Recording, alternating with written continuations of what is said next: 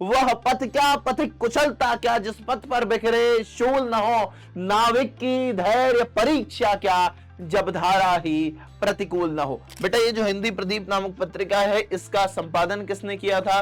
तो बालकृष्ण भट्ट ने ही किया था, लेकिन इसकी प्रेरणा किसने दी? जो कंपनी वगैरह चलती है भाई, वो भी तो ऐसी चलती है, दो लोगों ने अपनी पार्टनरशिप की आपस में बातचीत की होगी, पर धीरे धीरे धीरे धीरे धीरे धीरे काम बड़ा बड़ा बड़ा बड़ा ऐसे भाई बढ़ता गया। जय हिंद, मैं विजयकांत सत्यज इस्तकबाल करता हूं आप सभी का इस शानदार से, बेहतरीन से, जिंदाबाद से सेशन के लिए। स्वागतम स्वागतम स्वागतम स्वागतम स्वागतम, आप सभी का स्वागत है इस शानदार से, जानदार से सेशन के लिए।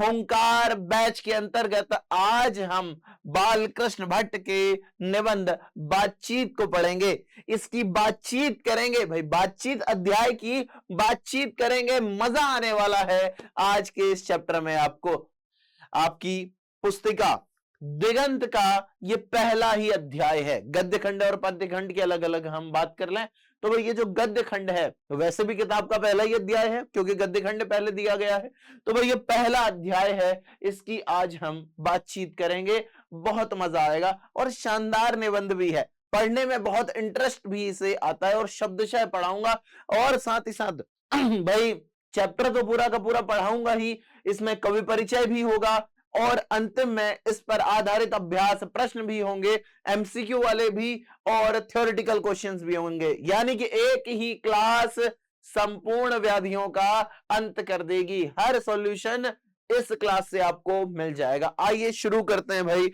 इस सेशन को।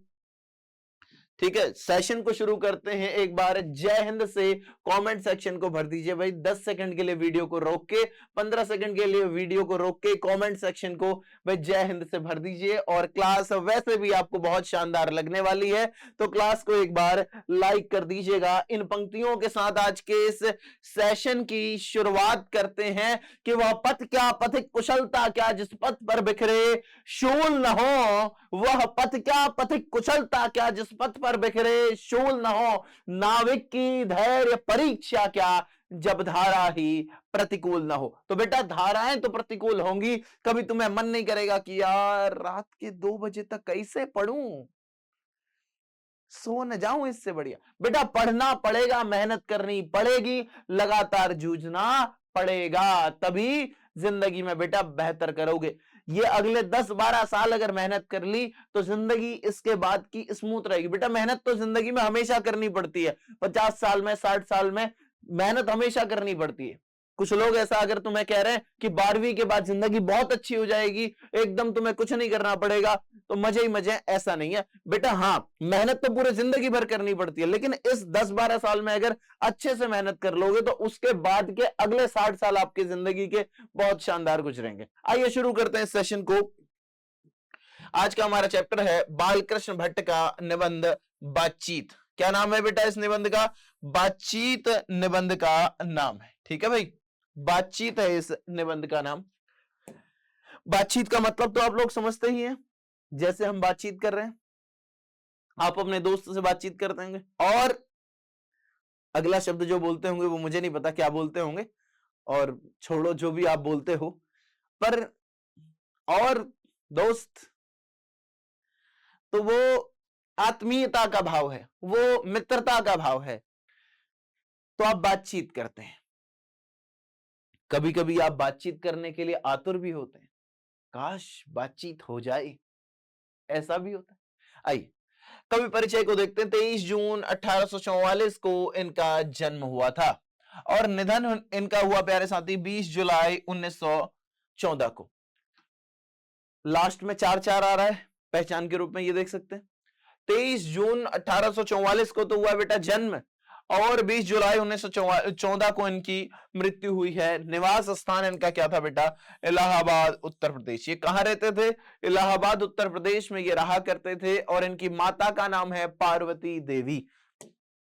इनकी माता का नाम है प्यारे साथी पार्वती देवी और इनके पिता का नाम है बेनी प्रसाद भट्ट।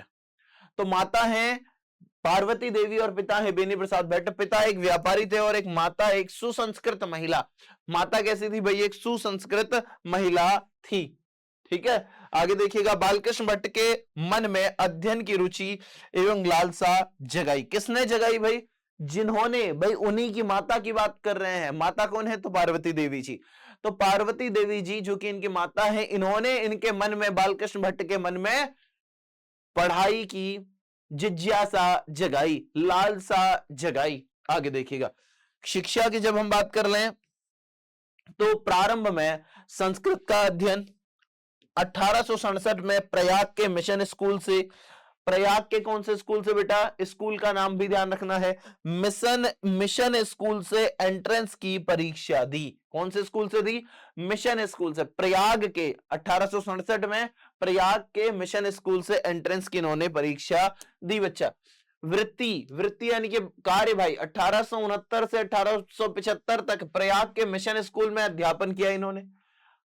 मिशन स्कूल में क्या किया बेटा? अध्यापन 1869 से लेकर 1875 तक। 1885 में प्रयाग के CAV स्कूल में संस्कृत का अध्यापन किया। यहां भाई ये संस्कृत के अध्यापक बने। 1888 में प्रयाग की कायस्थ पाठशाला में, इंटर कॉलेज में अध्यापक नियुक्त, किंतु उग्र स्वभाव के कारण, ये बड़े उग्र स्वभाव के थे भाई। कई बार लोग इनसे वैसे भी बातचीत करने से डरते थे क्योंकि ये उग्र स्वभाव के थे। उग्र स्वभाव के कारण नौकरी छोड़नी पड़ी और इसके बाद से लेखन कार्य पर ही निर्भर रहे। उग्र स्वभाव कुछ ऐसा कर दिया कि नौकरी इन्हें बेटा छोड़नी पड़ी। विशेष परिस्थितियों की बात कर लें तो पिता के निधनोपरांत, पिता के निधन के बाद पैतृक व्यापार संभालने के नाम पर गृह कलह का सामना इन्हें करना पड़ा। पैतृक घर छोड़कर घोर आर्थिक संकट से जूझते हुए हिम्मत से काम लिया और साहित्य के प्रति समर्पित रहे, और साहित्य के प्रति बेटा समर्पित रहे।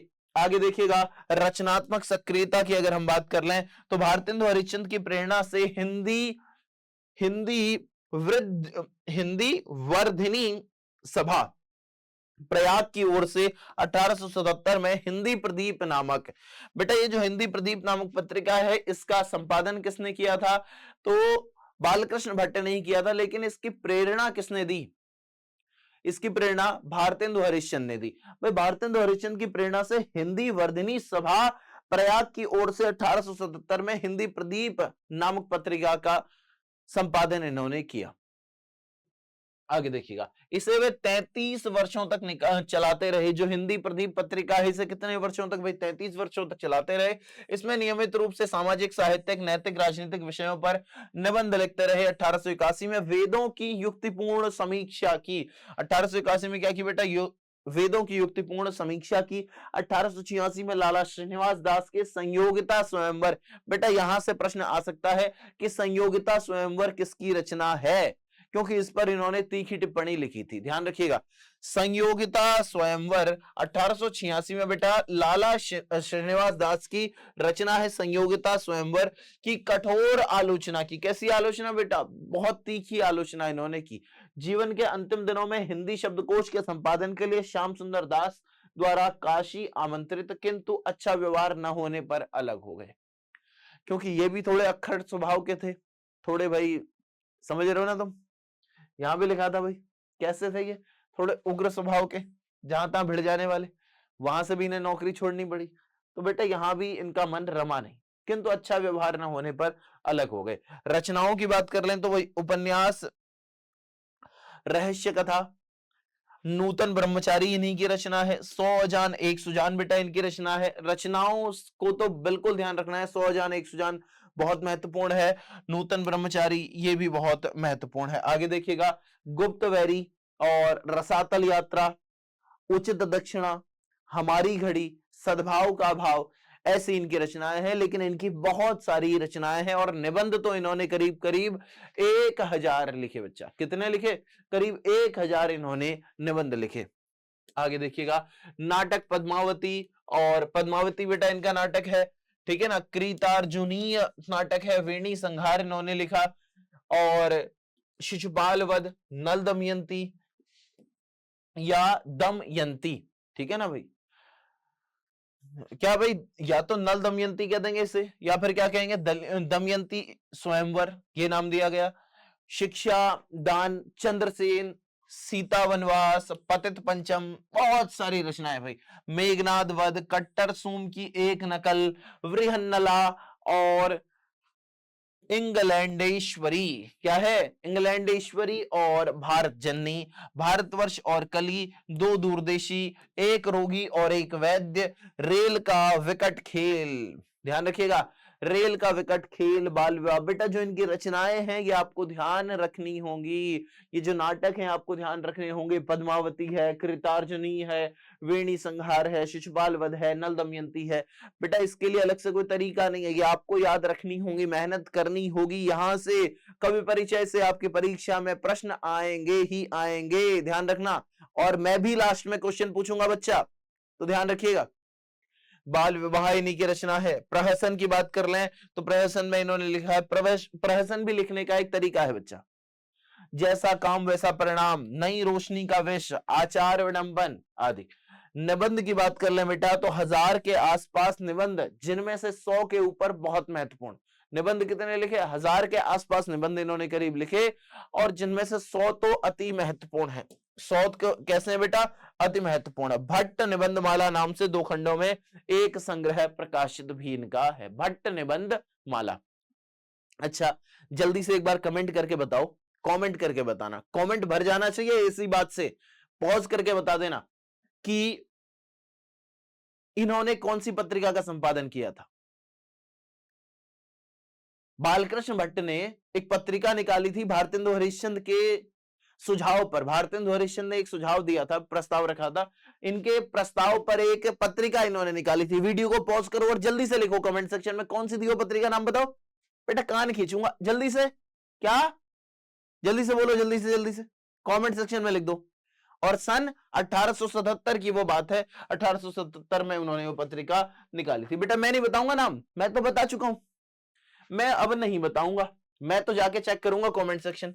इसे तो सभी स्वीकार करेंगे कि अनेक प्रकार की शक्तियां जो वरदान की भांति ईश्वर ने मनुष्य को दी हैं, उसमें वाक शक्ति भी है। उसमें क्या है बेटा? वाक शक्ति। यहां से अब निबंध बेटा प्रारंभ हो गया, ये जो बातचीत निबंध है ये प्रारंभ हो गया है, यहां से अब शुरू ये हो गया। अब तक हम कवि परिचय पढ़ रहे थे, पर अब कवि परिचय समाप्त हो गया है, को पढ़ रहे हैं, निबंध को पढ़ना शुरू कर रहे हैं। कह रहे इसे तो सभी स्वीकार करेंगे कि, इस बात को तो सभी स्वीकार करेंगे, किस बात को? कि अनेक प्रकार की शक्तियां जो वरदान की भांति ईश्वर ने मनुष्य को दी हैं। भाई ईश्वर ने मनुष्य को नहीं, ईश्वर, हाँ ठीक है ठीक है, ईश्वर ने मनुष्य को दी है बेटा, ईश्वर ने मनुष्य को दी है। उनमें वाक शक्ति भी एक है। वाक शक्ति किसे कहते हैं बेटा? वाक कहते हैं बोलना, और शक्ति यानी कि भाई ताकत, बोलने की जो शक्ति है वो हमें दी गई है। ये महत्वपूर्ण वरदानों में से एक है। जितने वरदान ईश्वर ने हमें दिए, वैसे तो भाई ईश्वर ने हमें बहुत कुछ दिया, पर उनमें से भी अगर गिनती की चीजें निकाली जाएं, सबसे कीमती उपहार निकाल लिए जाएं, तो उनमें वाक शक्ति बहुत महत्वपूर्ण होगी। अगर हमारे भीतर बोलने की क्षमता नहीं होती, अगर हम बोल ना पाते, तो फिर हम जानवर जैसे ही होते। हम आज चांद पर नहीं पहुंच रहे होते, हम आज भाई मंगल ग्रह पर नहीं पहुंच रहे होते, और यहां तक कि भाई एलियंस को खोजने निकल गए हैं हम। आज से 30-40 साल पहले भाई छोड़ दी गई थी सैटेलाइट, पायनियर 1, पायनियर 2, वो भी छोड़े गए थे, वो अर्थ की सतह से बाहर नहीं जा पाए, और बाकी के गए हैं। 2 अब तक के ऐसे सैटेलाइट्स हैं जो कि अर्थ की पूरे सोलर सिस्टम की जो सतह है, पूरा जो सोलर सिस्टम है उससे बाहर निकल गए, एलियंस को खोजने गए। उसमें एलियंस के लिए मैसेज लिखा गया है कि फोटो दिखाई गई कि एलियन ऐसे दिखेंगे, हम ऐसे हैं, तुम कैसे दिखते हो, इसको देखो, क्या तुम भी इंसान जैसे हो? ऐसा ये तब हम कर पा रहे हैं जब हमारे भीतर वाक शक्ति है, जब हम एक दूसरे से बोल पा रहे हैं। हम अगर आपस में नहीं बोल पाते, हम क्या एलियन को मैसेज देते? बेटा कहीं तो इंसान ऐसे ही रहते होंगे ना दूसरी जगह। इंसान हो सकता है उन्हें इंसान नहीं कहते, वो अपनी भाषा में कुछ और कहते हो, पर जीव तो कहीं रहते होंगे, कहीं प्राणी रहते होंगे। इतनी सी दुनिया नहीं है बेटा। हम यहीं पर हिंदू मुस्लिम सिख ईसाई करते करते लड़ते लड़ते मर जाएंगे, पर दुनिया इतनी नहीं है। ये हम सिर्फ एक मिल्की वे गैलेक्सी में बैठे हैं और इस मिल्की वे में एक सोलर सिस्टम है, एक सन है और उसमें ये 8 ग्रह हैं जिनके बारे में हमें पता है। पर इसी मिल्की वे में कितने और सूर्य हैं, उनके आसपास कितने और ग्रह होंगे, हो सकता है वहां कैसा कैसा जीवन हो, वहां हमसे भी बड़े जानवर होते हो भाई, हमसे बड़े जीव हो, ऐसा हो सकता है। और न जाने ये तो बहुत छोटी सी दुनिया हो, क्या पता इससे पहले से दुनिया कहीं और चल रही हो, कहीं कुछ और चीजें हो, कहीं कुछ और बेहतर चीजें हो सकता है भाई। तो ये चीजें हम तब पता लगाने की कोशिश कर रहे हैं जब हमारे भीतर वाक शक्ति है, जब हमारे भीतर बोलने की क्षमता है, वरना भाई कुत्ते तो नहीं पहुंच जा रहे हैं, ठीक है, वो तो नहीं कर रहे हैं आविष्कार, ये है बात। यदि मनुष्य की और इंद्रियां अपनी अपनी शक्तियों में अविकल रहती और वाक शक्ति मनुष्यों में न होती, कह रहे हैं कि अगर वाक शक्ति, बोलने की शक्ति मनुष्यों में न होती तो हम नहीं जानते कि इस गूंगी सृष्टि का क्या हाल होता। तब हम नहीं जानते हैं कि इस गूंगी सृष्टि का क्या हाल होता भाई, इस गूंगे संसार का क्या हाल होता है, इसका हम अनुमान नहीं लगा सकते हैं। आगे कह रहे हैं कि सब लोग लुंज पुंज से हो मानो कोने में बैठा दिए गए होते और जो कुछ सुख दुख का अनुभव हम अपनी दूसरी इंद्रियों के द्वारा करते उसे अवाक होने के कारण आपस में एक दूसरे से कुछ न कह सुन सकते। क्या कह रहे हैं कि सब लोग लुंज पुंज से हो जाते मानो, लुंज पुंज मतलब एकदम ढीले ढाले से, कोई काम ही नहीं, क्या बोलेंगे, कोई मजा ही नहीं, एकदम लुंज पुंज से हो गए, कोने में बैठा दिए जाते। भाई क्या हो जाता, कोने में बैठा दिए जाते बेटा। और जो कुछ सुख दुख का अनुभव हम अपनी दूसरी इंद्रियों के द्वारा करते, सुख दुख का अनुभव तो तब भी करते ना बेटा, गाय है, बैल है, भैंस है, ये भी तो सुख दुख का अनुभव कर रहे हैं, शेर है, मगरमच्छ है, पर वो एक्सप्रेस नहीं कर पा रहे, बता नहीं पा रहे हैं, उसे अवाक होने के कारण आपस में एक दूसरे से कुछ न कुछ कह पाते, न कुछ सुन पाते। अवाक होते ना, बोल ही नहीं पाते, अवाक होने के कारण न तो हम कह पाते न सुन पाते बेटा। इस वाक शक्ति के अनेक फायदों में स्पीच यानी कि वक्तृता और बातचीत दोनों हैं। इस वाक शक्ति के अनेक फायदे हैं, वाक शक्ति यानी कि बोलने की जो शक्ति है, इसके फायदे तो कितने हैं बेटा, अनेक फायदे हैं, अनेक इसके फायदे हैं। लेकिन इसमें स्पीच यानी कि भाई भाषण, और भाषण को ही क्या कहते हैं बेटा, वक्तृता कहते हैं, वक्तृता, ये वक्तृता। इसको अगर ऐसे लिखो, ये देखो ये ऐसा होता है, व क त लिखेंगे, री की मात्रा और ता, वक्तृता, भाषण और बातचीत दोनों ही महत्वपूर्ण है। आगे देखिएगा, किंतु स्पीच से बातचीत का ढंग ही निराला है। स्पीच के माध्यम से जो बातचीत होती है उसका ढंग क्या है बेटा, निराला है, एकदम अलग है। स्पीच के माध्यम से वो बातचीत नहीं हो सकती भाई, वो बेहतर बातचीत स्पीच के माध्यम से नहीं हो सकती है, संभव ही नहीं है कि मित्रों हम आपसे मिलने आए। अरे कैसी बात कर रहे हो, ये स्पीच है, बातचीत तो तब होती है। और भाई क्या कर रहा है आजकल, ठीक है, हाँ मैं तो ठीक हूं, तू बता, चल घाट पे चल रहे हैं घूमने, चल वहां पार्क में चल रहे हैं, घूम फिर के आते हैं, थोड़ी देर बातचीत करते हैं। अब भाई कंधे में हाथ रख के दोस्त के, और अच्छा हाँ, अच्छा क्लास में उसे देखा तूने, अब उसे देखा मैं ये कौन सी बात करने है, तुम समझ रहे हो, यहां बातचीत हो रही है बेटा, यहां क्या हो रही है, बातचीत। स्पीच में वो आत्मीयता नहीं रहती है, वो अपनापन नहीं रहता है। स्पीच सबके लिए है ना बेटा, वो अपनापन उसमें नहीं हो पाता। किंतु स्पीच से बातचीत का ढंग ही निराला है। बातचीत में वक्ता को नाज नखरा जाहिर करने का मौका नहीं दिया जाता है। बातचीत में जो वक्ता होता है उसे नाज नखरा जाहिर करने का मौका नहीं दिया जाता, भाई ये सोच के बोलेगा, ये करेगा, वो करेगा, ऐसा कुछ नहीं है। दिया जाता है कि वह बड़े अंदाज से गिन गिन कर पांव रखता हुआ पुलकित पर जा खड़ा हो और पूर्ण्या हवान, और क्या है ये, पूर्ण्या हवाचन, या नांदी पाठ की भांति घड़ियों तक साहबान, मजलिस, चेयरमैन, लेडीज एंड जेंटलमैन की बहुत सी स्तुति करे करावे और तब किसी तरह वक्तृता का आरंभ करे। ऐसा नहीं होता ना कि भाषण देने गए, परम पूज्य पावन पुनीत मां शारदे को नमन करता हूं,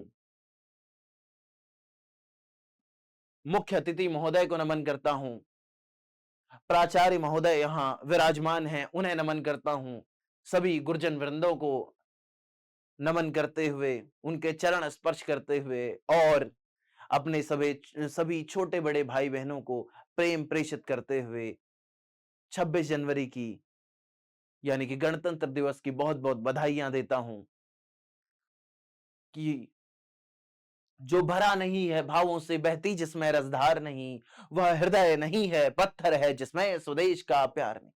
ये स्पीच है, लेकिन बातचीत में ऐसा नहीं होगा। बातचीत का ढंग ही निराला है भाई, स्पीच का ढंग निराला है, बातचीत का ढंग निराला है, दोनों अलग अलग है। ये जो तरीका मैंने आपको बताया, ये भाषण का तरीका है।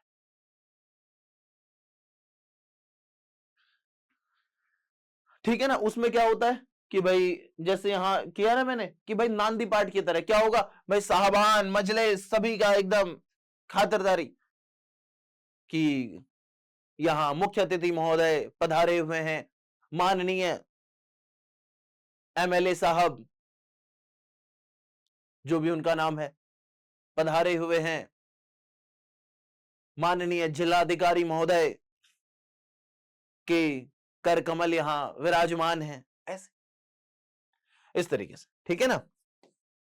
आगे देखिएगा, और तब किसी तरह वक्तृता का आरंभ करें। जहां कोई मर्म या नोक की चुटीली बात वक्ता महाशय के मुख से निकली कि ताली ध्वनि से कमरा गूंज उठा। क्या होता है बेटा भाषण में, क्या होता है बीच बीच में ऐसी बात अगर आए, कोई पंक्ति कोई तगड़ी कह दे, कोई बात तगड़ी कह दे, चुटीली कह दे, तो तुरंत तालियां बजने लग जाती हैं।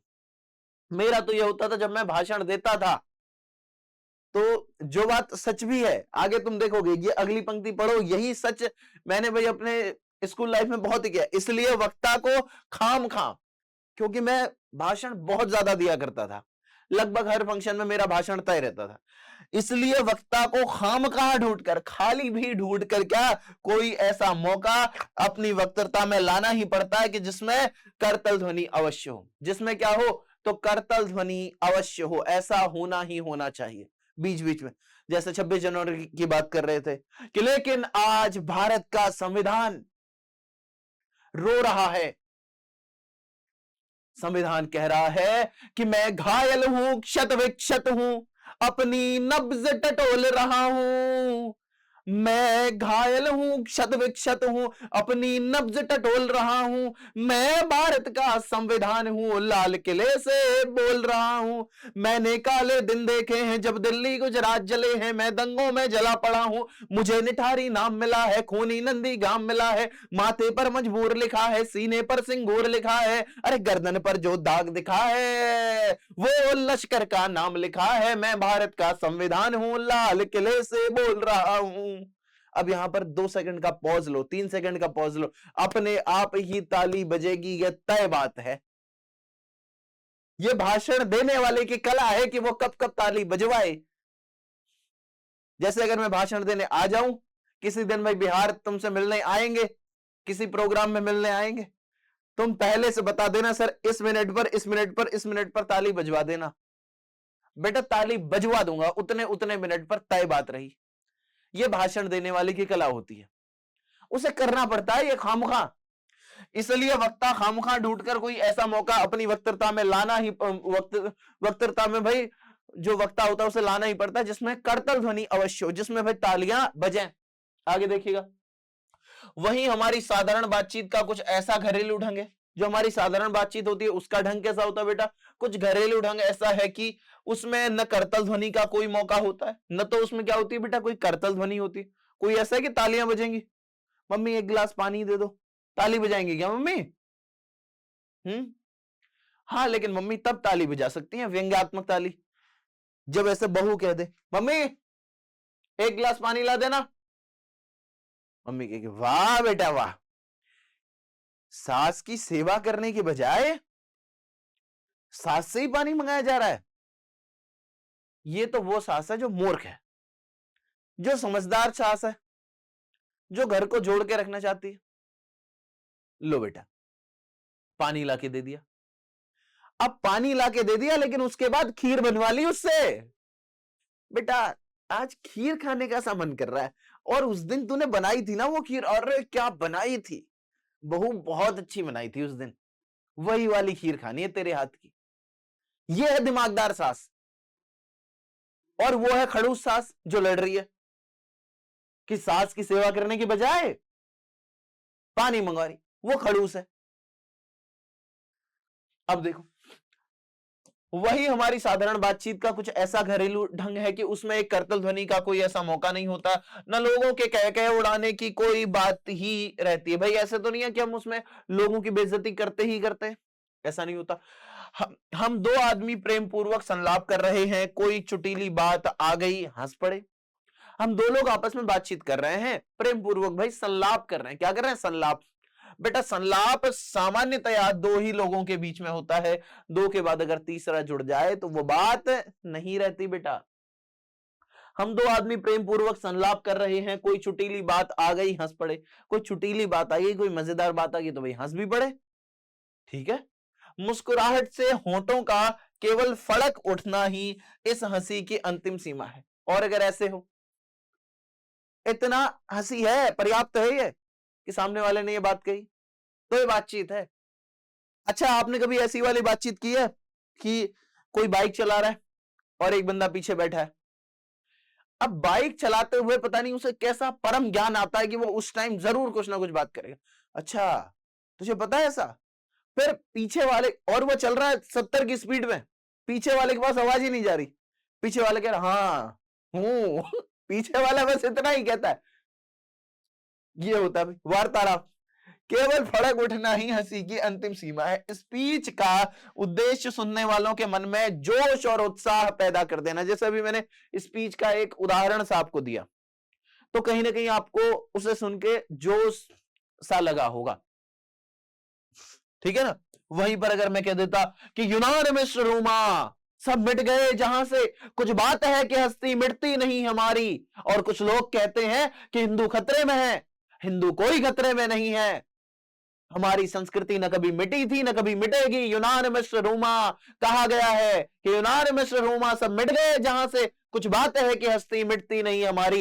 ये नहर नहीं बनवा रहे हैं, ये सड़क नहीं बनवा रहे हैं, ये स्कूल नए नहीं बनवा रहे हैं, ये अस्पताल नए नहीं बनवा रहे हैं, ये बस शहरों के नाम बदल रहे हैं। मैं किसी के बारे में नहीं कह रहा हूं भाई, तुम सोच लो किसी पार्टी के बारे में, ना ना ना, किसी के, ये बस शहरों के नाम बदल रहे हैं, ये बस फलाने फलाने काम कर रहे हैं, किसी कोई भी सही काम इनके द्वारा नहीं हो रहा है, तो ये सिर्फ बरगला रहे हैं, कोई खतरे में नहीं है।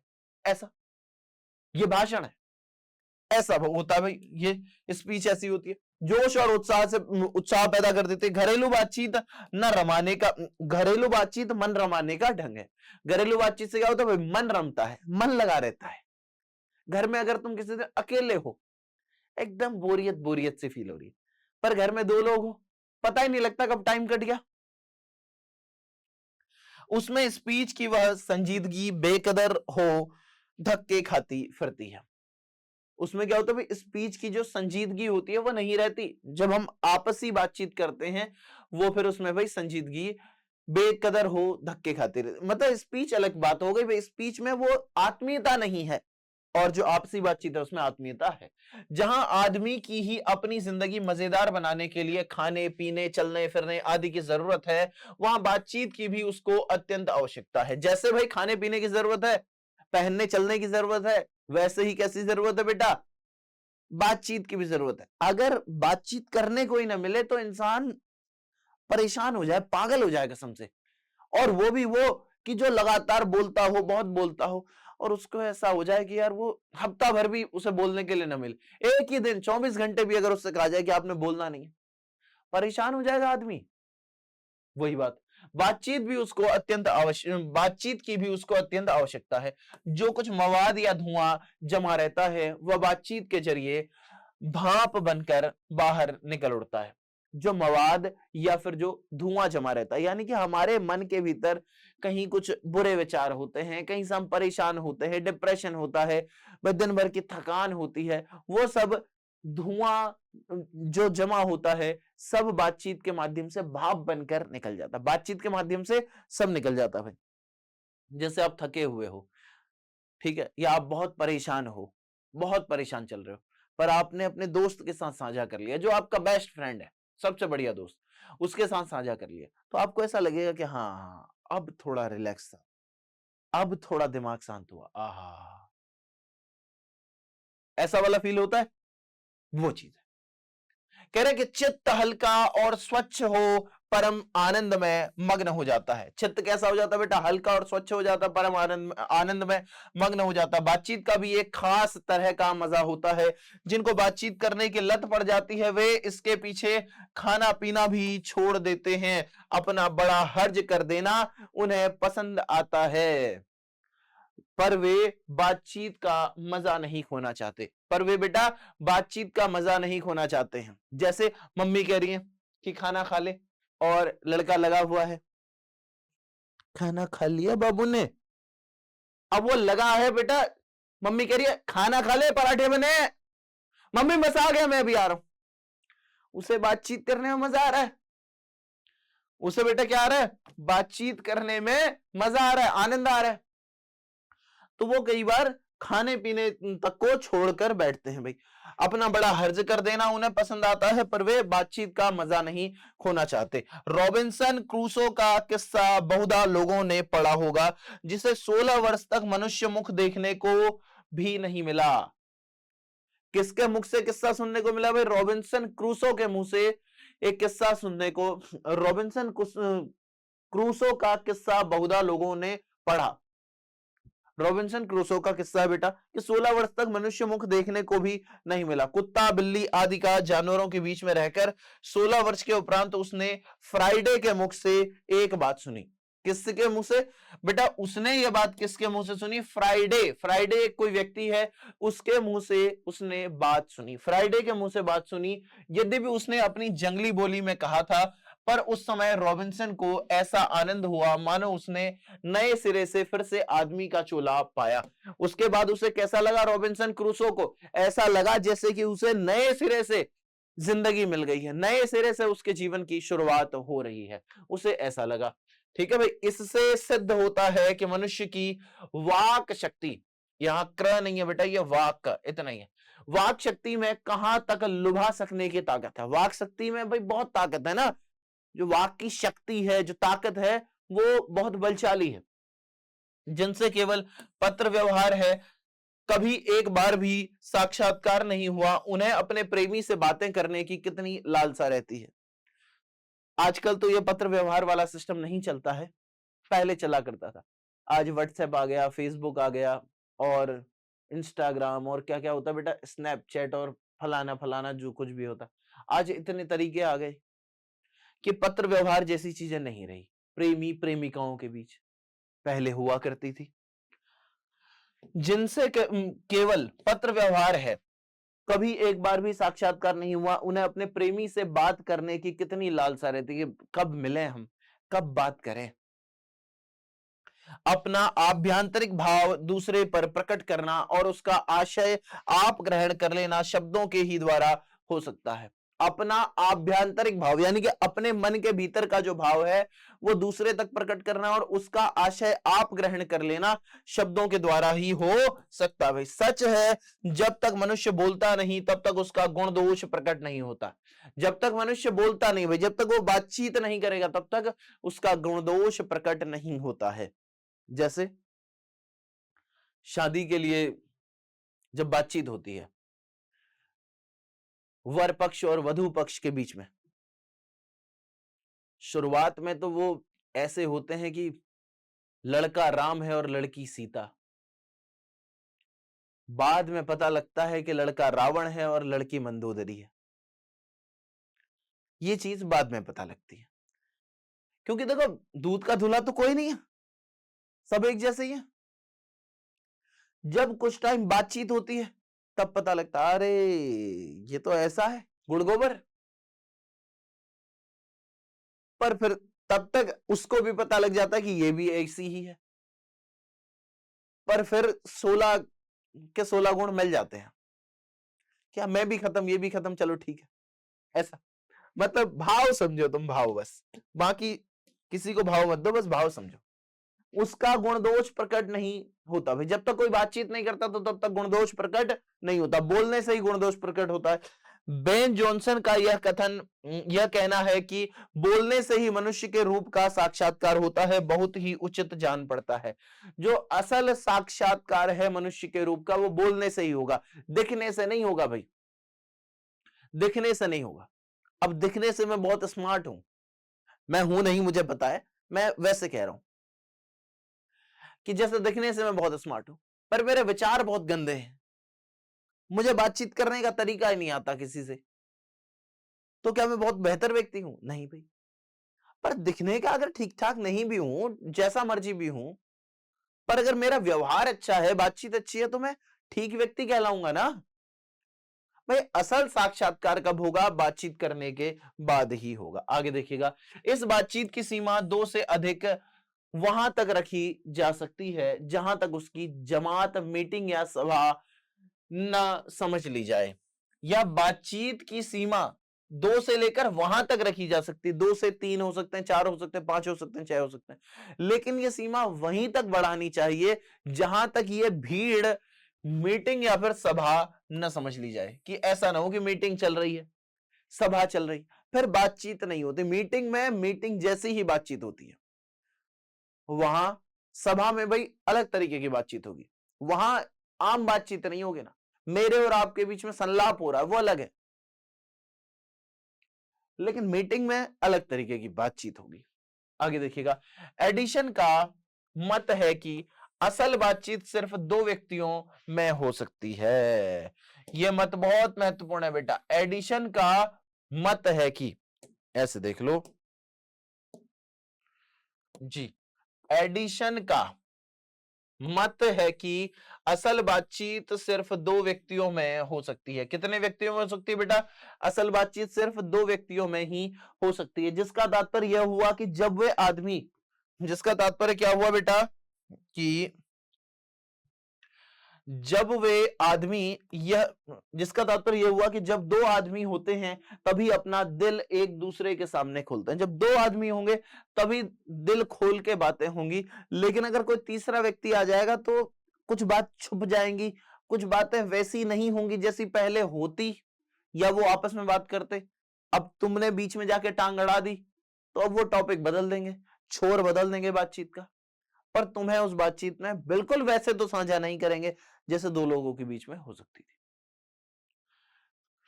देखिएगा, जब 3 हुए तब वह दो की बात कोसों दूर गई। जब 3 हुए तो दो की बात कहां गई बेटा? कोसों दूर गई। कोसों दूर गई, यहां दो अर्थ हैं। एक तो ये कि वो बात जो कर रहे थे बिल्कुल टॉपिक से ही भटका देंगे, एक तो ये, और अगर बातचीत कर ली उन्होंने तो वो बात कहां की कहां पहुंच जाएगी, ये वाला भी है, कोसों दूर गई। कहा भी है कि 6 कानों में पड़ी बात खुल जाती है। मैं 2 कान मेरे, 2 कान आपके, 4 कानों में अगर बात पड़ी तो सुरक्षित रहेगी। बस ये ध्यान रखना है कि जो बाकी के 2 कान हों वो किसी गांव की आंटी के ना हो, उनके पेट में बात नहीं पचती है किसी शर्त। वो ऐसे कहेंगी, मुन्नी मुन्नी मुन्नी, तुझे पता है, बस तुझे बता रही हूं, किसी को मत बताना। हाँ, तू अपनी सहेली है इसीलिए बता रही हूं। पता है वो चंदनवा, हाँ पता है, उसकी शादी दीपुली से हो रही है। दीपुली को, अरे वो दीपा जो इंटर कॉलेज में पढ़ती थी। अच्छा, तुझे किसने बताया? मुझे चंदन नहीं बताया, चंदन वहां आके कह रहा था, तू लेकिन किसी को मत बताना। अब मुन्नी गई विमला के पास, विमला विमला तुझे पता है, ऐसे चलता है भाई। चलो ये तो रही मजाक की बात, लेकिन भाई ये बात सच भी है कि जब कोई बात 6 कानों में जाएगी तो बात खुल जाएगी, लेकिन 4 कानों में रही तो बात सुरक्षित रहने की संभावना बहुत है। जब 3 हुए तब वो बात कोसों दूर गई। कहा भी जाता है कि 6 कानों में पड़ी बात खुल जाती है। दूसरे यह कि किसी तीसरे आदमी के आ जाते ही या तो वे दोनों अपनी बात से निरस्त हो बैठते हैं, या तो वो अपनी बात को रोक देते हैं, या उसे निपट मूर्ख अज्ञानी समझ बनाने लगते हैं, या फिर उसे क्या भाई निपट मूर्ख अज्ञानी समझ बनाने लगते हैं। भाई कैसा निपट मूर्ख समझने लगते हैं, या तो उसको बिल्कुल अलग ही बेकार की फालतू सी बात कर देंगे। जैसे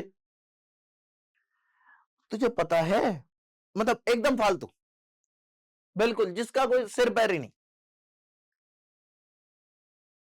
तुझे पता है अभी भंडारे में खीर बनी थी, उसमें नमक ज्यादा हो गया था। कोई सेंस है इस बात का? कोई सेंस नहीं, पर वो बहुत सीरियसली बात कर रहे हैं। अच्छा फिर क्या हुआ? फिर नमक ज्यादा हो गया, ऐसे ही चलाया।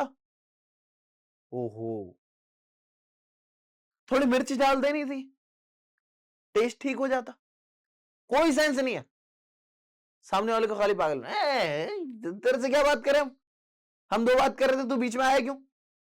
तो जो बात आपस में होगी वो 2 लोगों में ही अच्छी हो सकती है बेटा, तीसरे के आने पर वो बात वो वैसी नहीं रहती। जैसे गर्म दूध और ठंडे पानी के 2 बर्तन पास पास साट के रखे जाएं तो एक का असर दूसरे में पहुंच जाता है, अर्थात दूध ठंडा हो जाता है और पानी गर्म। वैसे ही 2 आदमी पास पास बैठे हों तो एक का गुप्त असर दूसरे पर पहुंच जाता है, चाहे एक दूसरे को देखे भी नहीं। तब बोलने को कौन कहे, एक के शरीर की विद्युत दूसरे में प्रवेश करने लगती है। ऐसा होता है कि नहीं होता बेटा?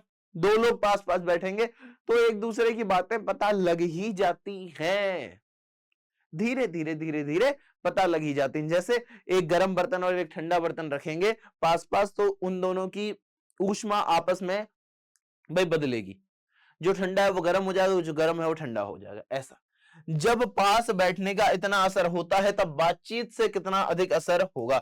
जब पास बैठने का असर होता बेटा, बातचीत से कितना असर होगा? अरे बहुत असर होगा। सर एक बार बात करवा तो दो बस, उसके बाद तो आप जाइए, आगे हम संभाल लेंगे। इसे कौन न स्वीकार करेगा कि बातचीत से कितना अधिक असर होगा? इसे कौन न स्वीकार करेगा? बातचीत से बहुत असर होगा। अस्तु, अब इस बात को 3 आदमियों के साथ देखना चाहिए। अगर हम इस बात को 3 आदमियों के साथ देखें, मानो एक त्रिकोण सा बन जाता है। तीनों चित्त मानो 3 कोण हैं और तीनों को मनोवृत्ति के प्रसरण की धारा मानो उस त्रिकोण की 3 रेखाएं हैं। उस त्रिकोण की क्या है बेटा? 3 रेखाएं। कह रहे गुपचुप असर तो उन तीनों में परस्पर होता है। गुपचुप असर तो उन तीनों में परस्पर होता है। जो बातचीत 3 में की गई वह मानो अंगूठी में नग सी चढ़ जाती है। जो बातचीत 3 में की जाती है वो कैसी? भाई अंगूठी में नग सी चढ़ जाती है। उपरांत जब 4 आदमी हुए तब बे बे बे तकल्लुफी बेतकल्लुफी को बिल्कुल स्थान नहीं रहता है।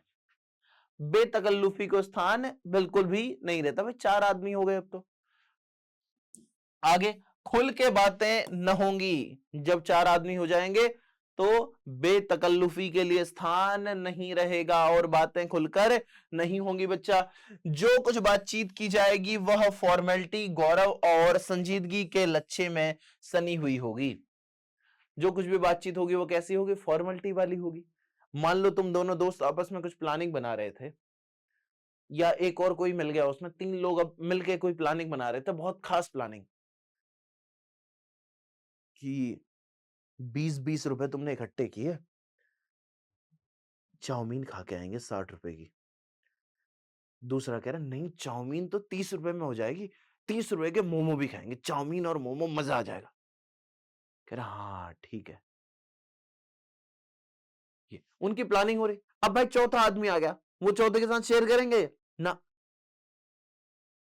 तू कौन ना, हम नहीं पहचानते तुझे। भाई कुछ खास बात है वो सबके सामने थोड़ा बताई जाएगी। 4 से अधिक की बातचीत तो 4 से अधिक की बातचीत तो केवल राम रमोवल कहलाती है। 4 से अधिक की बातचीत तो खाली तो टालम टोल होती है, वो कोई बातचीत होती ही नहीं, उसमें दिल खुलता ही नहीं है। दिल तो 2 में खुलेगा, 3 में भी वैसा नहीं खुल रहा, फिर 4 में तो वैसा खुल ही नहीं रहा, और 4 से ज्यादा हो गए तो फिर क्या ही बात रही, कोई कौन सी बातचीत है भाई वो। उसे हम संलाप नहीं कह सकते, उसे हम क्या नहीं कह सकते बेटा, संलाप नहीं कह सकते। इस बातचीत के अनेक भेद हैं। दो बुड्ढों की बातचीत प्रायः जमाने की शिकायत पर हुआ करती है। दो बुड्ढों की बातचीत कैसी होती है, जमाने की शिकायत पर। अरे हमारे जमाने में ऐसा हुआ करता था, अरे बड़ा बड़ा चढ़ा कर कहते हैं बुड्ढे, डोकरे एकदम बड़ा चढ़ा कर कहते हैं भाई। वे बाबा आदम के समय की ऐसी दास्तान शुरू करते हैं कि जिसमें 4 सच तो 10 झूठ होती हैं। 4 सच बात कहते हैं और 10 झूठ। भाई बुड्ढे बहुत बड़ा चढ़ा के बात कहते हैं, बात सच है। तुम्हें पता है हमारे जमाने में ऐसा, अरे दादाजी आपके जमाने में इंसान ही थे या इंद्रदेव आए थे ऐसे ऐसे काम करने के लिए कि 400 कुंटल उठा के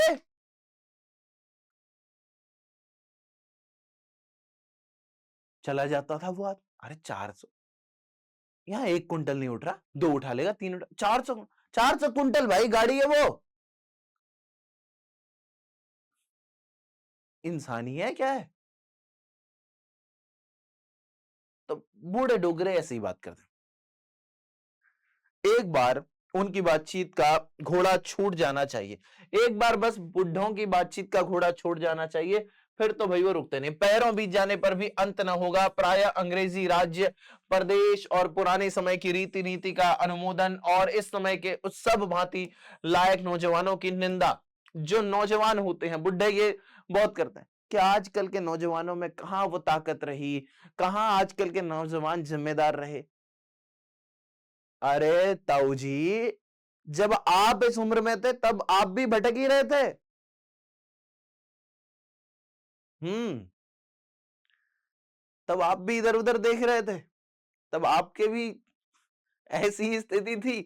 पर आज आप कह रहे हो कि ये लड़के पागल हैं। ना ना, ऐसा नहीं है।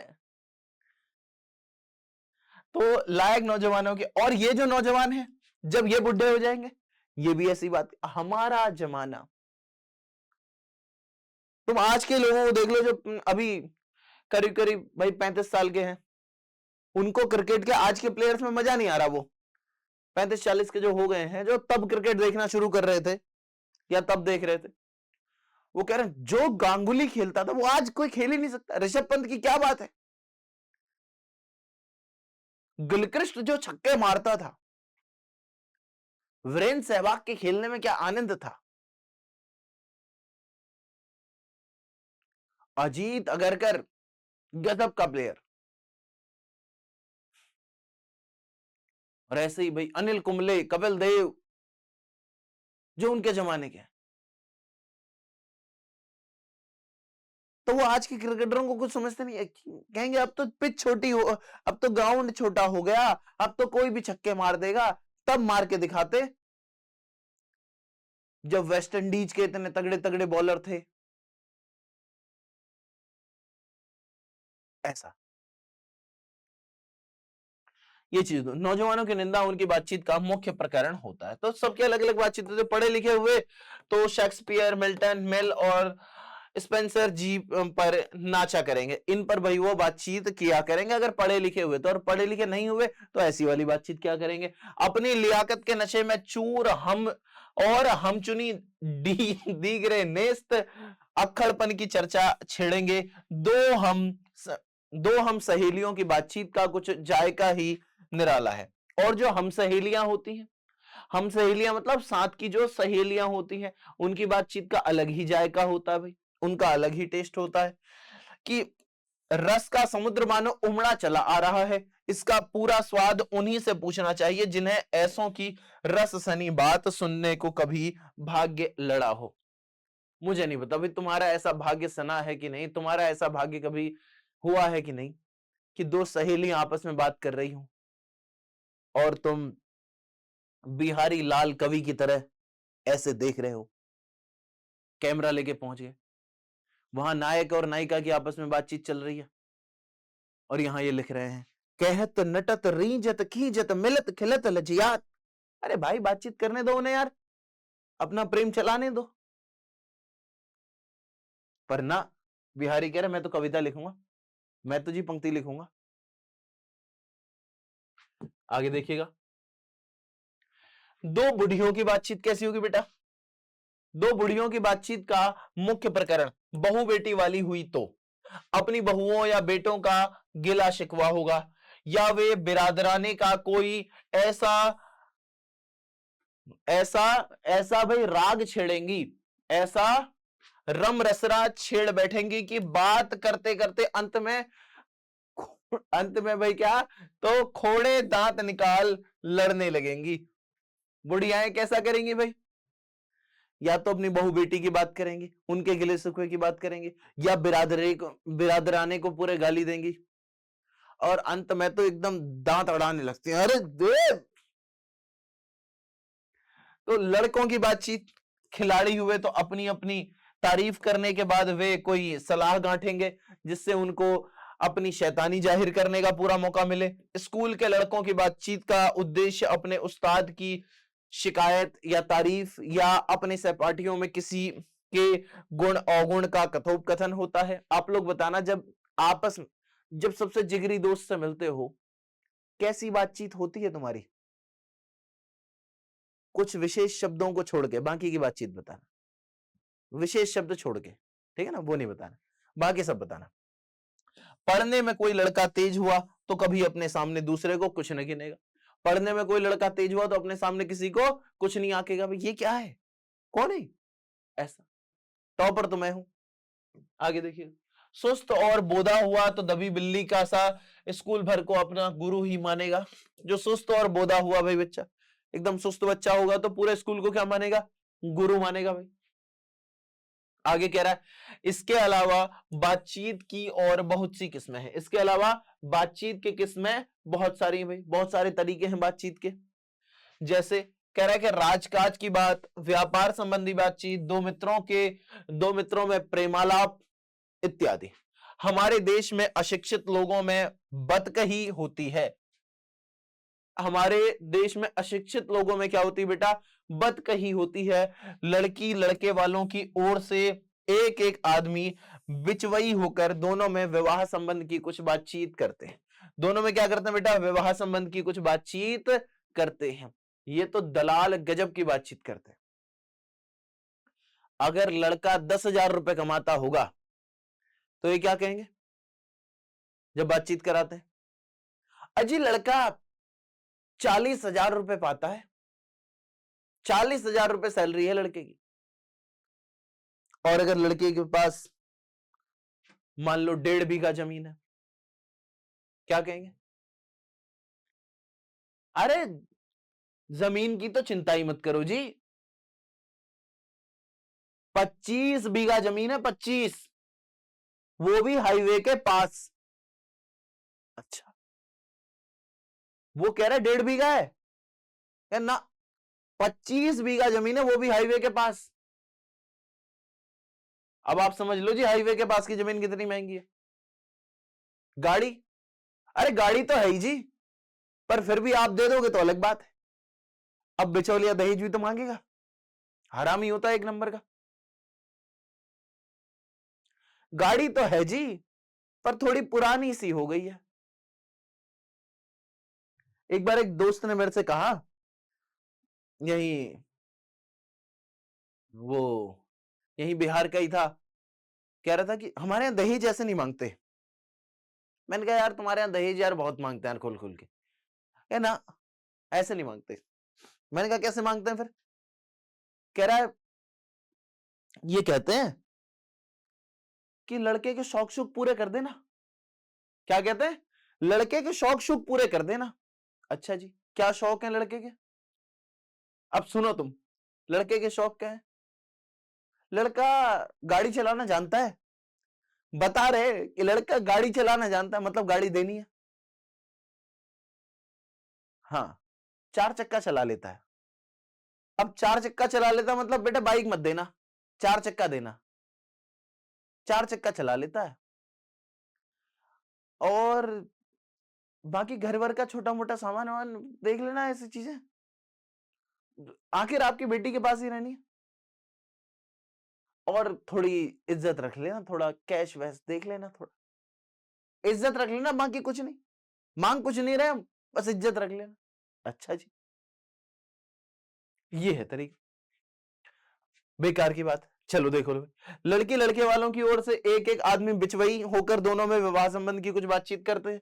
उस दिन से बिरादरी वालों को जाहिर कर दिया जाता है कि अमुक की लड़की का अमुक के लड़के के साथ विवाह पक्का हो गया, और यह रस्म बड़े उत्सव के साथ की जाती है। ओम मंगलम भगवान विष्णु मंगलम गरुड़ध्वज मंगलम पुंडरीकाक्षात मंगलाय तनयो हरिम। आज से वरवधू, बस इतना ही करता हूँ, कहीं विवाह यही हो जाए।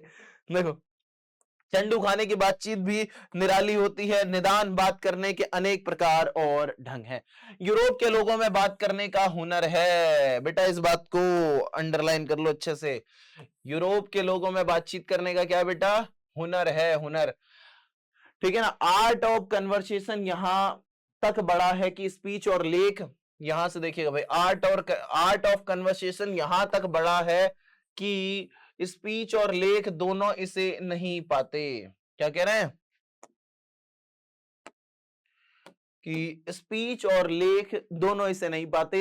इसकी पूर्ण शोभा काव्य कला प्रवीण विद्वान मंडली में है। ऐसे चतुराई के प्रसंग छेड़े जाते हैं कि जिन्हें सुन कान को अत्यंत सुख मिलता है। सुहृद गोष्ठी, सुहृद यानी कि जो हृदय को आनंद दे, जो सुनने में भी क्या आए बेटा? मजा आए। सुहृद गोष्ठी, गोष्ठी यानी कि संगोष्ठी बेटा, जहां सब लोग मिलते हैं आपस में बातचीत वगैरह करते हैं, वो होती है, इसी का नाम है सुहृद गोष्ठी की बातचीत ही की यह तारीफ है कि बात करने वालों की लियाकत, बात करने वालों की भाई लियाकत अथवा पंडिताई का अभिमान या कपट कहीं एक बात में भी प्रकट न हो। जो बात करने वाले हैं उनका अभिमान कहीं प्रकट नहीं होना चाहिए, घमंड प्रकट नहीं होना। होता तो है, घमंड होता है, पर प्रकट नहीं होना चाहिए। वरन क्रम में रसाभास पैदा करने वाले शब्दों को बरकते हुए चतुर सयाने अपनी बातचीत को सरस रखते हैं। अहंकार तो होता ही अंदर कि मैं बोल रहा हूं, मैं हूं, पर बात कैसे करनी है? एकदम रस भरी, बहुत कोमल मृदु तरीके से।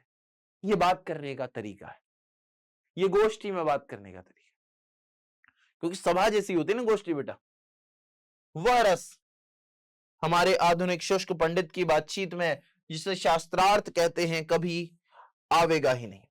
ये रस जो है हमारे शास्त्रार्थ में, जो हमारे पुराणों इत्यादि में जिसका वर्णन भी मिलता है, हमारे शास्त्रों में वो रस कभी आ ही नहीं सकता। कह रहे हैं कि मुर्ग और बटेर की लड़ाइयों की छपटा छपटी के समान उनकी नीरस काव काव में सरस संलाप की चर्चा ही चलाना व्यर्थ है। वरन कपट और एक दूसरे को अपने पांडित्य के प्रकाश से बाद में परास्त करने का संघर्ष आदि रसाभास की सामग्री वहां बहुतायत के साथ आपको मिलेगी। आगे, घंटे भर तक काव काव करते रहेंगे तो कुछ ना होगा। घंटे भर तक अगर काव काव करते रहेंगे तो कुछ नहीं होगा। कह रहे कि बड़ी बड़ी कंपनी और कारखाने आदि बड़े से बड़े काम इसी तरह पहले 2 बार दिली दोस्तों की बातचीत से शुरू किए गए, उपरांत बढ़ते बढ़ते यहां तक बढ़े कि हजारों मनुष्य की उनसे जीविका चलने लगी और साल में लाखों की आमदनी होने लगी। जो कंपनी वगैरह चलती है भाई, वो भी तो ऐसी चलती है। 2 लोगों ने अपनी पार्टनरशिप के आपस में बातचीत की होगी, पर धीरे धीरे धीरे धीरे धीरे धीरे काम बड़ा बड़ा बड़ा बड़ा ऐसे भाई बढ़ता गया। 25 वर्ष के ऊपर वालों की बातचीत अवश्य ही कुछ ना कुछ सारगर्भित होती है। जो 25 वर्ष से ऊपर के होते हैं, अभी तुम कम उम्र के हो, जो 25 वर्ष से ज्यादा उम्र के होते हैं, उनकी बातचीत अवश्य ही कुछ ना कुछ सारगर्भित होती है, अनुभव और दूरंदेशी से खाली ना होगी। और 25 से नीचे की बातचीत में यद्यपि अनुभव, दूरदर्शिता और गौरव नहीं पाया जाता, जो 25 से कम उम्र के लोग होते हैं उनमें अनुभव, दूरदर्शिता मतलब दूर तक देखने की क्षमता और ताजगी, भाई ये भाई गौरव आदि नहीं पाया जाता, लेकिन भाई ताजगी भरपूर होती है। इनमें एक प्रकार का ऐसा दिल बहलाव और ताजगी रहती है जिसकी मिठास उससे 10 गुनी बड़ी चढ़ी होती है। इनकी बातों में एक अलग रंग होता है। अरे मजा आ रहा है, गजब बात हो रही है कि 15 की उम्र का लड़का 16 की उम्र का लड़का, वो जो बात कर रहा है उसमें उमंग है, उसमें लालसा है, उसमें प्रेम है, उसमें जोश है, वो एक अलग बात है भाई। यहां तक हमने बाहरी बातचीत का हाल लिखा है, जिसमें दूसरे फरीक के होने की बहुत आवश्यकता है। बिना किसी दूसरे मनुष्य के वे तो किसी तरह संभव नहीं कि, और जो जो दो ही तरह पर हो सकता है, या तो कोई हमारे यहां कृपा करे या हम ही जाकर उसी दूसरे को कृतार्थ करें, या तो बेटा कोई हमारे यहां आ जाए बातचीत करने, फिर हम उससे गप्पे लड़ाएं, या हम ही उसके घर चले जाएं। भाभी जी चाय ला दो, भाभी पूछ नहीं रही है कि चाय पियोगे ना, भाभी जी चाय ला दो जरा, हम दोस्त आके मिले हैं। अच्छा, दूसरे को कृतार्थ करें, पर यह सब तो दुनियादारी है जिसमें कभी कभी रसाभास होते देर नहीं लगती। आगे देखिएगा, क्योंकि जो महाशय अपने यहाँ पधारे उनकी पूरी दिलजोई न हो सकती तो शिष्टाचार में त्रुटि हुई। अगर उनकी पूरी दिलजोई न हो सकी, उनका दिल खुश ना हो सका, तो भाई शिष्टाचार में कमी कहलाती है। अगर हम ही उनके यहाँ गए तो पहले तो बिना बुलाए जाना ही अनादर का मूल है। अगर हम उनके यहां चले गए और वो भी बिना बुलाए चले गए तो ये अनादर की बात है यार, आदर नहीं है। और जाने पर अपने मन माफिक बर्ताव न किया गया तो मानो दूसरे प्रकार का नया घाव। एक तो घाव ये कि यार बिना बुलाए जा रहे हैं, यार ठीक लगेगा, क्या सोचेगा वो हमारे बारे में, गलत तो नहीं सोचेगा। और दूसरा, अगर मन माफिक बर्ताव न मिले सामने से, फिर तो भाई एक बड़ा घाव लग जाता है। इसलिए सबसे उत्तम प्रकार बातचीत करने का हम यही समझते हैं कि हम वह शक्ति अपने में पैदा कर सकें कि अपने आप बात कर लिया करें। हमारी भीतरी मनोवृत्ति प्रतिक्षण नए नए रंग दिखाया करती है। यहां सबसे बेहतर तरीका बता रहे हैं बातचीत का, इसलिए सबसे उत्तम प्रकार बातचीत करने का हम यही समझते हैं कि हम शक्ति अपने में पैदा करें। यहां से देख लो बेटा, सबसे बेहतर तरीका क्या है बातचीत करने का, कि शक्ति अपने में पैदा कर सकें, कि अपने बात कर लिया करें भाई, अपने आप बात कर लिया करें। हमारी भीतरी मनोवृत्ति प्रतिक्षण नए नए रंग दिखाया करती है। यह प्रपंचात्मक संसार का एक बड़ा भारी आईना है, जिसमें जैसी चाहो वैसी सूरत देख लेना कुछ दुर्घट बात नहीं है, और जो एक ऐसा चमनिस्तान है जिसमें हर किस्म के बेल बूटे खिले हुए हैं। आगे देखिएगा कि ऐसे चमनिस्तान की सैर में क्या हम दिल बहलाव हैं। मित्रों का प्रेमालाप कभी इसकी 16वीं कला तक भी न पहुंच सका है। इसकी सैर का नाम ध्यान या मनोयोग या चित्त की एकाग्र करना है। सबसे बेहतर वार्तालाप क्या है, सबसे बेहतर बातचीत क्या है, खुद से बातचीत। कह रहे हैं कि जिसका साधन 1 2 3 का काम नहीं है, 1 2 दिन का काम नहीं है भाई, इसका साधन जो है ऐसा कर पाना 1 2 दिन में संभव नहीं है। बरसों के अभ्यास के उपरांत यदि हम थोड़ी भी अपनी मनोवृत्ति स्थिर कर अवाक अपने मन के साथ बातचीत कर सकें तो मानो अहोभाग्य। क्या कह रहा है कि अवाक हो, या फिर ये कह लीजिए कि मनोवृत्ति को स्थिर कर अपनी मनोवृत्ति को स्थिर कर अवाक हो, अपने मन के साथ बातचीत कर सके, तो ये क्या होगा बेटा, अहोभाग्य होगा। एक वाक शक्ति मात्र के दमन से न जाने कितने प्रकार का दमन हो गया। एक वाक शक्ति का ही अगर दमन हो जाए तो न जाने कितनी चीजों का दमन हो जाए। आगे कह रहे हैं कि हमारी जिह्वा कतरनी के समान सदा स्वच्छंद चला करती है। हमारी जिह्वा कैसी चला करती है जी, सदा स्वच्छंद चला करती है, जैसे कतरनी होती है, कैंची होती है, वैसे ऐसे चला करती है भाई। उसे यदि हमने काबू में कर लिया तो क्रोधाधिक बड़े बड़े अजेय शत्रुओं को बिना प्रयास जीत अपने वश में कर डाला। अगर हमने अपनी जीभ को वश में कर डाला तो हम बड़े बड़े योद्धाओं को भी अपने वश में कर सकते हैं। मोदी जी के पास क्या है भाई, बोलने की कला है, कला है ना भाई। वो इतना शानदार बोलते हैं कि विरोधी भी, जो विपक्षी दल के लोग हैं, वो भी उनके वक्तृत्व क्षमता के कायल हैं, उनकी भाषण क्षमता के कायल हैं।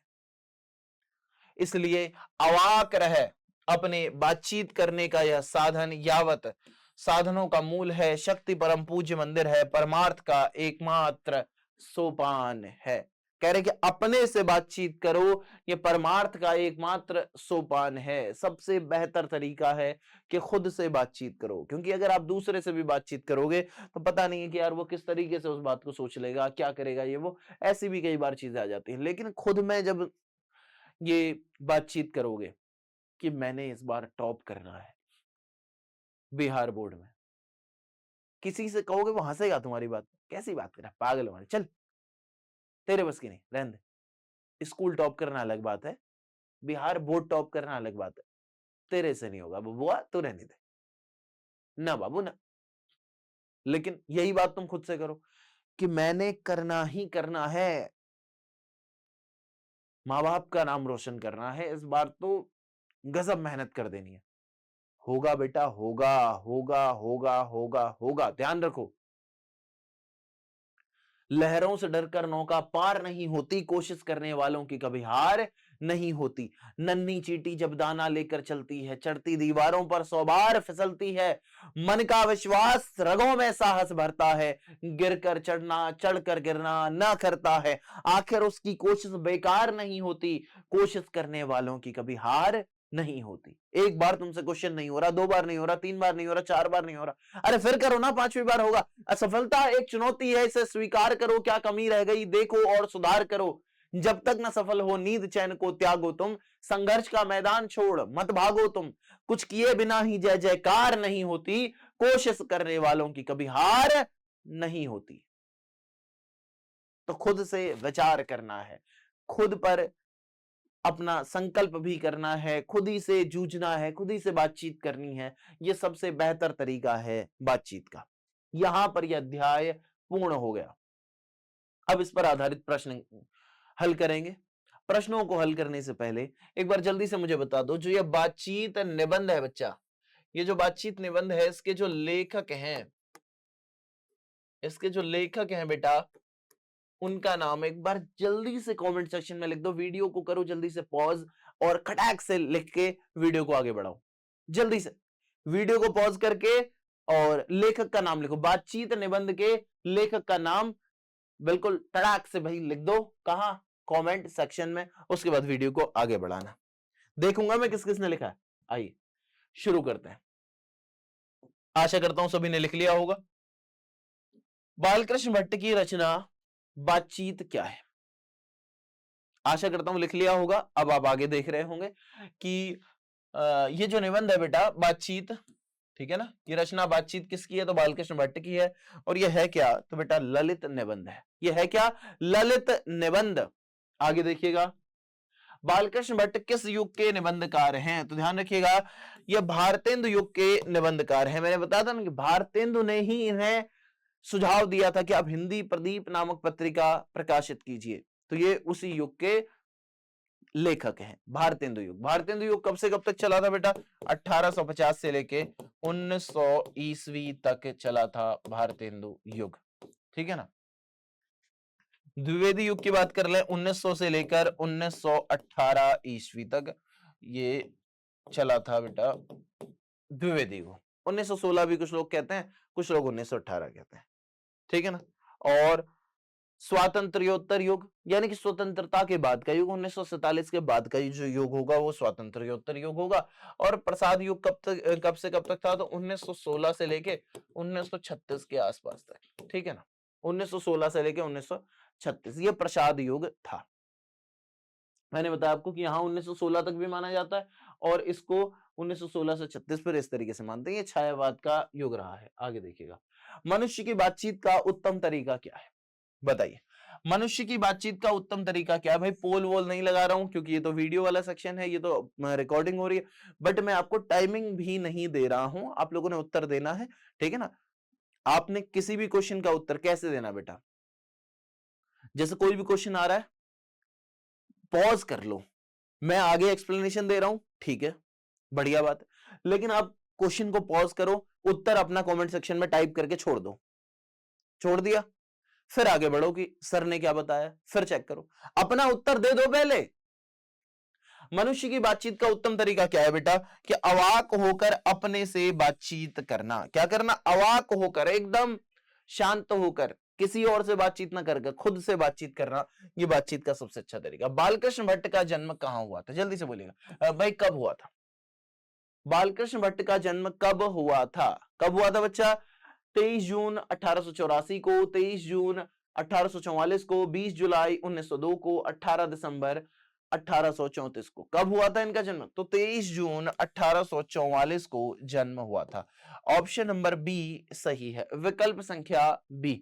आगे देखिएगा, कौन सी रचना बालकृष्ण भट्ट की नहीं है? प्रश्न संख्या 5 है आप लोगों के लिए, कौन सी रचना बालकृष्ण भट्ट की नहीं है? नूतन ब्रह्मचारी, 100 जान 100 जान, सद्भाव का भाव, परीक्षा गुरु। ध्यान रखिएगा, परीक्षा गुरु ये इनकी रचना नहीं है। ये किसकी है? तो लाला श्रीनिवास दास जी की है। लाला श्रीनिवास दास, लाला श्रीनिवास दास जी की यह रचना है परीक्षा गुरु। Option number D.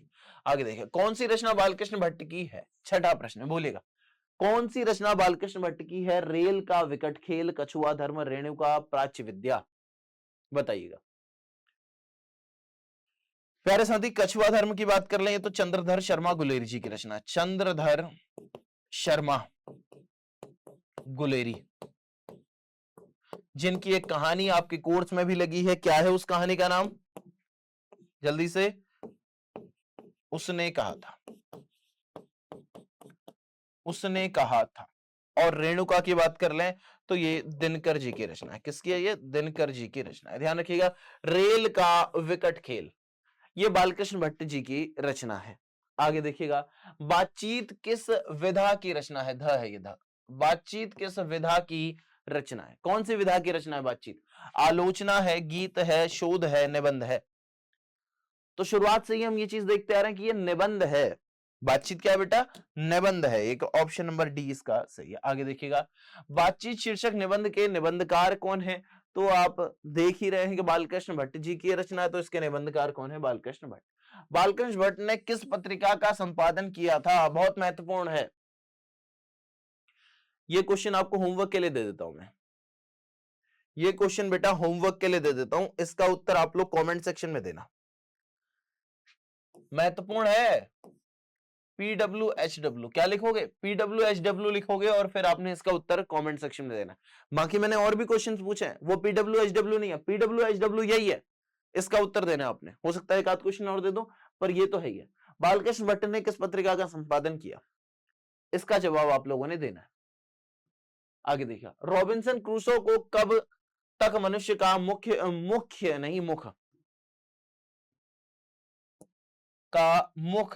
देखने को नहीं मिला? रॉबिन्सन क्रूसो को कब तक मनुष्य का मुख देखने को नहीं मिला? कब तक नहीं मिला? तो 16 वर्ष की आयु तक। 16 वर्ष की आयु तक रॉबिन्सन क्रूसो को मनुष्य का मुख देखने को नहीं मिला। आगे, असल बातचीत सिर्फ दो व्यक्तियों में हो सकती है, यह बात किसने कही है? असल बातचीत सिर्फ दो लोगों में हो सकती है, यह बात किसने कही है बेटा? एडिशन ने। किसने? एडिशन ने बात कही है कि असल बातचीत सिर्फ दो लोगों में हो सकती है। आगे देखिए, बातचीत से मन किस प्रकार का हो जाता है? क्रोधपूर्ण, भारी और बोझिल, हल्का और स्वच्छ, इनमें से कोई नहीं। तो जब हम किसी से बातचीत करते हैं तो हमारा मन कैसा हो जाता है? हल्का और स्वच्छ हो जाता है। विकल्प संख्या सी सही है। आगे देखिएगा, एडिशन के अनुसार असल बातचीत कितने लोगों के बीच हो सकती है? वही प्रश्न जो अभी थोड़ी देर पहले आया था, कितने लोगों के बीच? तो दो लोगों के बीच हो सकती है।